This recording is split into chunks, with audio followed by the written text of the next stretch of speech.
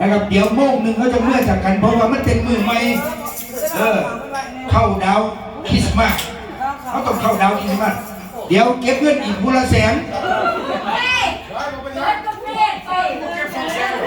เจ้าของที่ออกก่อนเอาไว้100,000เนี่ยมาสั่งเบียร์ไม่อีกจะขาดถาดไผคิดว่าสิอยู่น้ำหอดตีหนึ่งยกมือมีตีดีตีหนึ่งก็คือโมงหนึ่งนี่แหละ1 โมงเท่านี้แหละมาแล้ว100,000ผู้ใดสิจบเฝ้าจบแม่มึงแล้ววิจิเป็นตะเมื่อตะเว้นเลือเกินนะ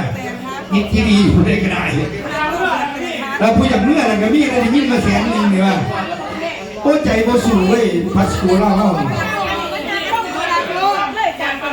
เอาพัสโกพัสโกพัสโกพัสโก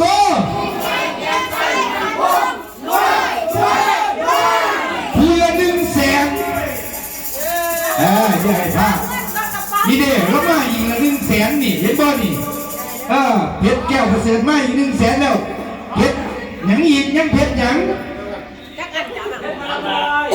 เพชรมาล่ำมาล่อยบอก200,000ไม่เพชรมาล่ำมาล่อยมาเก็บเอาไม่ว่าใช่หรือไม่ว่าให้1,000บ่ได้กว่าว้ย1,000เองดีแล้วครับเพชรที่จันเพิ่นบ้างเลยอีกไม่อีกแนวไม่อีกแนวเพิ่นมาให้เพิ่นหมากแดงจะโตนึงนี่ว่าท่าน100,000กี่วันต้องเมื่อยเพชรนี่จ้าเพชรน้องวันนะว่าแต่ไหนก็อย่าให้แพ้เด้ออย่าให้แพ้เด้อเพชรแก้วมังกรนะนี่ว่าแต่ไหนเนาะเพชรแก้วมังกรว่าลูกโมนี่เอาเพชรแก้วทวีศักดิ์มาอีกแล้ว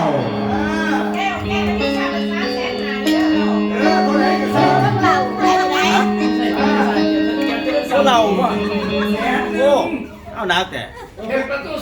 จะเป็นบ้าจะเป็นบ้าเราต้องเปลี่ยนหรอเราต้องเปลี่ยนจะมาเก็บกันมาขอเธอ2 ไม่มาไม่เลยอุ่นขอแก้มระเบิดก่อนออกจากบ้านไปหาสวนต่อหลายนักเล่นกันกลับมาวันบ้านน้องบ้านร้องตองสิจะอาบานโตก็สองก็สองเจ้ามาไป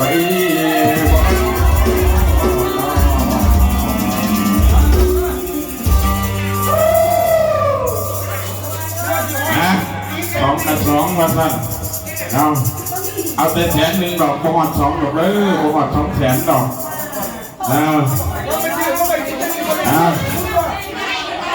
อีกยาเดี๋ยวแต่มันดื่มนะถึงใจเนาะผู้ใดมากินเบียร์ยกมือซื้อไหว้1 ขวดมาให้ท่านผู้จัดการเด้อไหว้สัก1 ขวดเด้อเดี๋ยวผู้จัดการแล้ว15 ดีเกมให้เราทั้งงานคั่ววันละ15 ดีเกมมาจะนั่งเอาผู้ใดไปซื้อเบียร์ซื้อไหว้ซื้อสปายไว้อีกอย่างเนี่ยมาให้ผู้จัดการเด้ออะไรอย่างกันผู้มักผู้หญิงน้อกินเดาเมากับเสียงกันนนบ้านละคร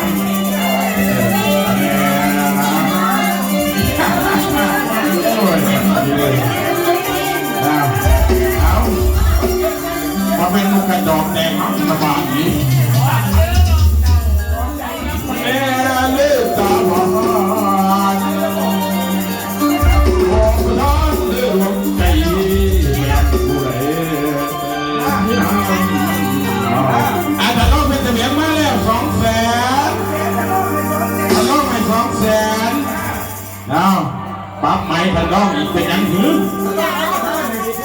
ท่านน้องก็ใส่ประธานคนละ100,000กระสั่นตัว 3 4 ชื่อสับปลายมาให้ผู้จัดการเลยเด้อ 11 12 ได้ล้านสอง 2สันเอ้ย ชื่อแบ่กินตัวหนึงกันเลยไหวกระทั่งตัวไปสั่งมาโหลดแล้วอย่างแบ่ผิงแบ่สั่งมาโหลดเลย แม่บ่ได้ยินไง โอ้ยโมเมนต์นั้นเนี่ยจานเขาเห็นทำเป็นหูมาให้เราเลยว้า การใช้ละสันไปใช้น้อง อาจารย์เนี่ยให้เราแบบนี้มือเขาดาวจะได้กินทำเป็นถูก เอาแม่ที่ตัวก็อยู่เสา31พุ่นแล้ว เสื้อมาให้ขึ้นให้ ซื้อเบียร์ครับซื้อ แก้ว วันนี้จะไปกินหยังสปายโอ้โห ทดสอบในทั้งในวาสนาไปเด้อบาทเองล้านสามมาแล้วล้านสามอีก200,000ในแว่ตัวหนึ่งอีก200,000ในแว่ตัวหนึ่ง เอาแม่คอยให้เลยหนัก3 นั่นคนในเขาพูดฉลองแว่ตัวหนึ่งไว้สั่นถามมาเอาเลยบาทอาจารย์พูดฉลองมาแล้วมือคู่เพชรสกัดมือทอง อันแม่จะว่านี่มันเป็นเลออนอยู่บ่จะเป็นเลออนเด้ออย่างนี้ยังเดียวได้ โอ้ยมือคีย์บอร์ดอีกแบงไปเด้อมือดีเด้อขอเพลงงั้นเลยไปเหี่ยวย่ำนั่นจะได้คุ้น มองเคยดีไหมนะ เพศเท่าไหร่บ้านหน้านี่ จังไรดีไหม ก็เดี๋ยวนะอาจารย์ให้ตีมันจะไหน ได้ลูกเคยเหี่ยวเหี่ยว มือคีย์บอร์ดขอเพลงมาเลยเดี๋ยวนี้อีแบงเลยไม่ได้เหี่ยว ลูกเขา โอ้ยสงสัยสิได้เมียปีนี้แล้วกันคือสงสัยสิได้เมียปีนี้แล้วมือคีย์บอร์ดนี่ขอเพลงยังไม่เหี่ยวย่ำนั่นมันเป็นน้ำอาจารย์นั่นนะไปบอกให้เราโอ้ยสัตว์ตัว เราโทรหาใครมาขึ้นนี่ว่าขอเป็นลูกเขยมีมี่แล้วอ่ะ คอยเสีย สัตว์ตัว เคยมีมี่ โอ้ยเดี๋ยวจิแถมอีก แถมข้าวสอบนึง ทีวัดเขาสอบหนึ่งให้อีกโอ้ย หน้ากับโบทันมี่ได้แต่ หน้ากับว่าท่านนี่เลยหักทีแถมเขาไม่ไงขนาด แสดงมาเล่นอนาคตแล้วจังโทษได้ข้องมือนี้โทษไปขอ ขอเป็นเคย ไปโทษไปหาเรา แม่เท่าจะว่าคาลูกสาวหลายเฮ็ดตั้งแต่ใจมันมาขาดบอเงินซื้อ เราจะโทษไป เพิ่นก็ได้นะไป ขอเอามือกับใจสูง เช่าตะวัน คันแม่เท่าอินดูลูกขอชมดูขอเพิ่งฮักลูกสาวเจ้าเต้งแต่ฮักใจกันบอกกาขอเป็นเคยผู้หลาที่เพราะอะไรแน่บ่น้อยแม่เท่าเอ้ยยาวไปเลยเสียให้อ่ะถือว่าปีใหม่เดือนใหม่เดือนนี้เด้อเอาท่านประธานนักกล่าวไปแล้วให้พี่น้องเฮามีความสนุกสนานเนาะท่านประธานก็เลยอวยพรให้ทุกท่านเด้อให้ในเพลงละ10 พวงมาสั่นเนาะเอามาหลายปนังคนตัดจะเอาเงินไปไว้ใส่เนาะพอได้รับการมีคนอิจฉาเอาทั้ง11 พวงก็แล้วกันเอาไว้น้ำเมียมาจากโอ้ยจะว่าใส่ไข่ล้าขึ้นมากระเดยเหตุการณ์นี่ไหมครับผมเก็บเงินในเมียให้มันจักสิจะเลิ่มเพิ่นมาอาจารย์นั้น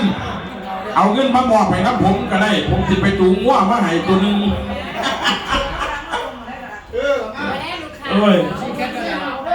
ของพ่อใหญ่มาว่า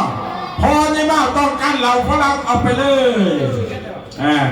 เดี๋ยวจังหน่อยเด้อมือคีย์บอร์ดนักเขาห้องหน้าไปแล้วนึงเอา หนูเอา ไปแล้วนึงเดี๋ยวไปแต่สิ เป็นบ้านกันเยอะ